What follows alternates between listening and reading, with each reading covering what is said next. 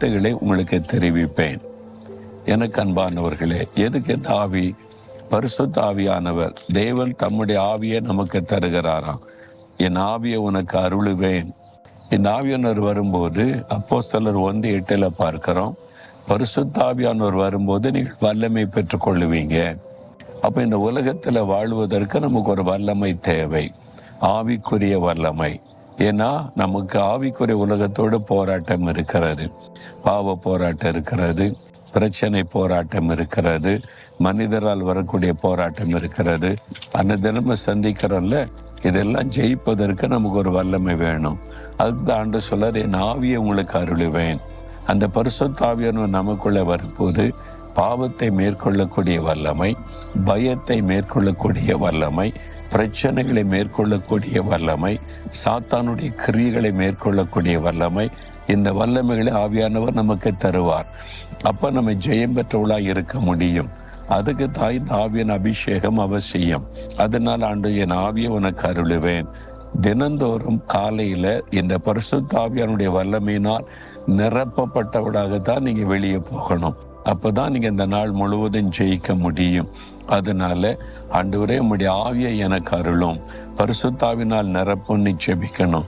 நான் தினமும் காலையில எழுந்து இன்றைக்கு ஒரு அபிஷேகம் எனக்கு வேணும், இன்றைக்கு உம்முடைய ஆவியானுடைய வல்லமை வேணும், இன்றைக்கு உள்ள பிரச்சனைகள் போராட்டங்களை சந்திக்க எனக்கு அந்த வல்லமை வேணும்னு ஜெபித்து ஆவியானவருக்கு இடம் கொடுப்பது, ஆவியினால் நிரப்பப்பட்டிருப்பது ரொம்ப முக்கியம்.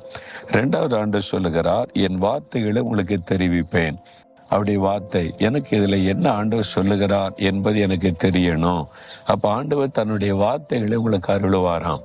என் மகனே, மகளே, இந்த வாக்கு தத்தத்தை உனக்கு தர்றேன், இந்த ஆலோசனையை உனக்கு தருகிறேன், இந்த வழி நடத்தலை தருகிறேன். தேவனுடைய வார்த்தை.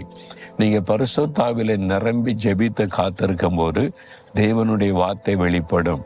நீங்க பயப்படுறீங்கல்ல, ஒரு பிரச்சனை, நீங்க வெகு நாள் என்ன பண்றது தெரியலன்னு நினைக்கிறீங்கல்ல, ஒரு போராட்டம், அதுல என்ன செய்யணும், எப்படி செய்யணும்னு அவர் தெரியப்படுத்துவார். நீங்க தொடர்ந்து ஜெபிச்சுக்கிட்டே வரணும். அவருடைய குரலை கேட்க வரைக்கும், அவருடைய வார்த்தையை பெற்றுக்கொள்ள வரைக்கும் நீங்க ஜெபிக்க ஜெபிக்க ஜெபிக்க ஆண்டவர் ஒரு நாள் இந்த காரியத்தில் ஒரு வழி நடத்துதலை தருவார்.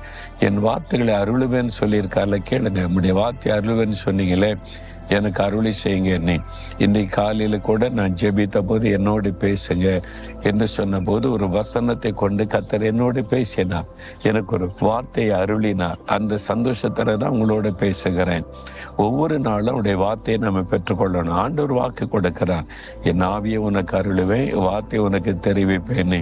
நீங்க தினமும் இந்த பரிசுத்தாவினால் நிரப்பப்படணும், தேவனுடைய வார்த்தையை பெற்றுக்கொள்ளணும். அப்போ ஆண்டவருடைய கரம் உங்களோடு இந்த நடத்துவதை உங்களால் உணர முடியும். கேட்குறீங்களா?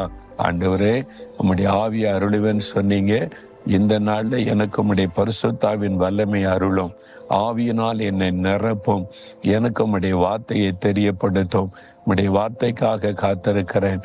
உம்முடைய வார்த்தை எனக்கு வெளிப்படுத்தி வழி நடத்தும்.